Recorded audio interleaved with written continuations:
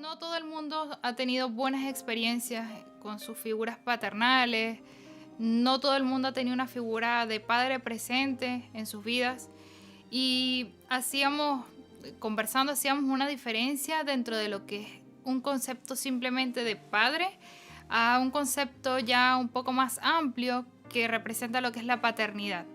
Estuve buscando algún concepto de padre y encontré que dice hombre que ha tenido uno o más hijos o animal macho que ha tenido una o más crías. Entonces vemos que este concepto no solamente abarca la raza humana, sino también podría ser algo también de reproducción animal. Pero cuando hablamos de paternidad, dice, refiere a la condición de ser padre. Esto quiere decir que el hombre ha tenido un hijo, accede a la paternidad. Es importante destacar que la paternidad trasciende lo biológico. La filiación puede darse a través de la adopción, convirtiendo a la persona en padre de su hijo, aun cuando este último no sea su descendiente sanguíneo. Entonces ahí podemos ver que lo que es la paternidad es cuando este hombre, ya sea el que formó biológicamente a este nuevo ser o no, asume el rol de padre, asume todos los deberes y derechos que compete a la figura de un padre. Porque resulta que muchas veces cuando nos hablan de Dios como padre, dependiendo de las figuras o el estilo de crianza que hayamos tenido cada uno dentro de nuestros hogares, vamos a ver si tuvimos un papá negligente, por ejemplo, que le daba lo mismo, el niño se cayó, se rompió, está sangrando, no importa, anda al baño, lávate o no pasa nada. O da lo mismo, o deja que otro sea el que lo cure, el que lo atienda, el que lo socorre, el que le dé la confianza, la seguridad al momento de pasar por un momento difícil. Va a sentir que cuando pase por un momento difícil, el Padre, Dios, va a ser igual de descuidado o de inconsciente con respecto a lo que esa persona está pasando. Está también, por ejemplo, el estilo de crianza, el que es autoritario, el que todo son reglas, normas, castigo, castigo, castigo. El que va a pensar que al momento de ver a Dios como padre, va a venir a ser un Dios castigador, que me va a buscar el cinturón, que no sé, me va a quitar las bendiciones, me van a botar del trabajo, etc. Están los otros que creen que el estilo más correcto, y que quizás fue el de los padres, que son muy amorosos, que son los que son padres permisivos, muy amorosos, les dan puro cariño, cariño, cariño, pero no se encargan de enseñarles ciertas normas o estructuras en las que tienen que funcionar. Y quizás en estas circunstancias los niños cuando crecen no saben cómo adaptarse a un contexto en el que tienen que tener ciertos tipos de comportamiento porque todo se les ha permitido. Entonces estos cuando llegan a la presencia del Señor no saben realmente de qué manera comportarse para agradar al Señor, sino que se dejan llevar por sus instintos y sus impulsos. Y está también el que nombrábamos en primer lugar, que es como la crianza democrática, que viene a ser una crianza en la que el papá va a establecer límites o expectativas realistas acerca de su hijo. Es decir, a un niño de 2 años yo no le puedo exigir lo mismo que le puedo exigir a uno de 8 o a uno de 12. No le puedo exigir a un niño de 2 años que tienda su cama, pero al de 12 sí le puedo decir que su habitación tiene que estar recogida.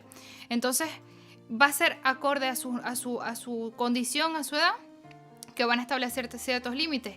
Y en caso de no cumplirlo, las consecuencias van a ser acorde a esto.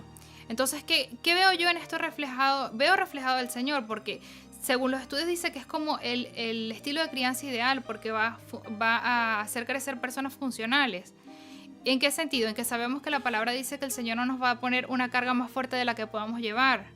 En que sabemos que el Señor es misericordioso, que sabemos que el Señor, cuando nosotros estamos en una situación de aflicción y cuando hemos cometido errores, el Señor también nos perdona, aunque a veces tenemos que llevar las consecuencias de nuestras decisiones, pero el amor y la misericordia siempre va a estar allí para restaurarnos. Entonces quizás en muchas ocasiones nuestros padres nos han corregido porque hemos hecho cosas que quizás no están acorde, pero no son correcciones excesivas o no son correcciones fuera de lugar, sino que va a ser todo en la justa proporción y en la medida que sea necesario para nuestro bienestar. Dice también que es fiel, y esta palabra me gusta mucho. En Josué 21:45 dice: Dios cumplió todas las promesas que le había hecho a los israelitas y no dejó de cumplir ninguna de ellas. Entonces tenemos la confianza y la convicción de que todas las promesas que el Señor ha dado a nuestras vidas, aunque tardare, dice la palabra, espérala pacientemente porque sin duda va a llegar. No va a tardar, va a llegar en el tiempo oportuno, porque a veces nosotros estamos tan desesperados y tan deseosos de que se cumpla nuestra voluntad que perdemos la noción de entender que en realidad Dios sí va a cumplir sus promesas, pero en su tiempo, porque a veces no es lo que queremos, lo que necesitamos. Entonces, como el Señor, como Padre, nos conoce, Él va a entregarnos las cosas que deseamos, o quizás incluso mayores, en su debido momento y en su debida cantidad. Eso es como un niño quizás a las 10 de la noche quiere dulces, quiere dulces, quiere dulces, y su papá quizás le va a decir que no porque el azúcar en la noche no le hace bien. Pero quizás al día siguiente, después de almorzar, le va a dar el dulce. Pero quizás el niño en el momento no lo va a entender y va a querer el dulce a esa hora. Pero el padre, como conoce qué es lo que al niño le conviene, va a tomar la mejor decisión y en su momento va a cumplir la promesa de que sí se lo iba a entregar. Queríamos llegar a esto porque sabemos que muchas oportunidades, hay personas que están llenas de vacíos, de carencias, de necesidades, y aunque quizás tu padre terrenal no haya estado, o aunque haya estado pero no haya hecho las cosas de la mejor manera, como les decía, quizás por desconocimiento, por inmadurez, porque igual a veces hay padres que son padres muy jóvenes y quizás no tienen a nadie al lado que les pueda orientar y decir, mira, por aquí o por allá. Muchas veces toca, digamos que echar para adelante con los niños y no tienes como la formación o el ejemplo o la orientación para hacerlo, y quizás a través de eso se quedan con ciertas marcas o huellas los hijos mientras van creciendo y llegamos a ser adultos con necesidades. Pero más allá de todo eso existe un padre que, como lo decía Lailín, tiene ciertas características como la omnipresencia, la omnipotencia, es eterno. Así que cada uno de nosotros tenemos un Padre Celestial que cuida de nosotros y que nos corrige, nos enseña y nos guía por el camino correcto para cumplir su propósito en nuestras vidas.